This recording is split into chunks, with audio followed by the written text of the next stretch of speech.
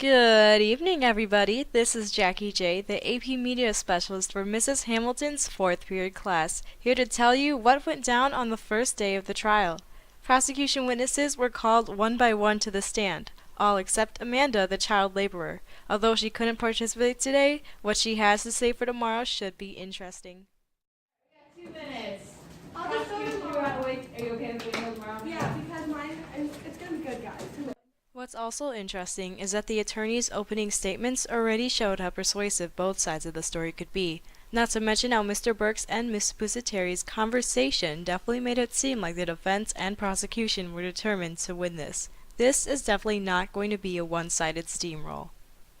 Defense attorneys Joanna and Lizzie were quick to counter-examine the prosecution witnesses. They especially pulled their weight during the first half of the trial. There were a lot of ums and no comments coming from the witnesses when the defense attorneys practically grilled them into a ham sandwich.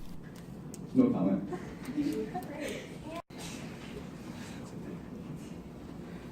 Levy, do you think furthering society should have come second to the maintenance of the skill you no longer needed? No. Would you like to explain why?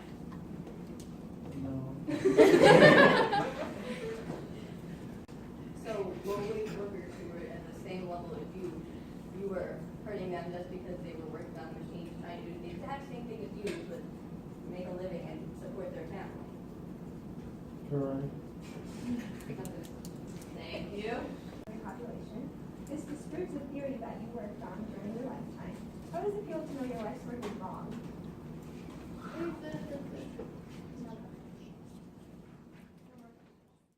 The second half of the trial, though, was where the prosecution side retaliated, making sure to emphasize the hard life of factory workers and the distance that grew in the family life. Alec, the male factory worker, really was the star of the courtroom. He managed to make the courtroom laugh and at the same time deliver some hard, cold facts. So it's just I worked 16 hours. I mean, yeah. I get tired. So, I would like to bring up a quote from the defense attorney, Joanna, right now, in regards to factory workers. She just stated in her last cross-examination that people who are less focused on family and more focused on jobs, isn't that a good thing? Is that a good thing? No. Objection. There are no objections. Overruled.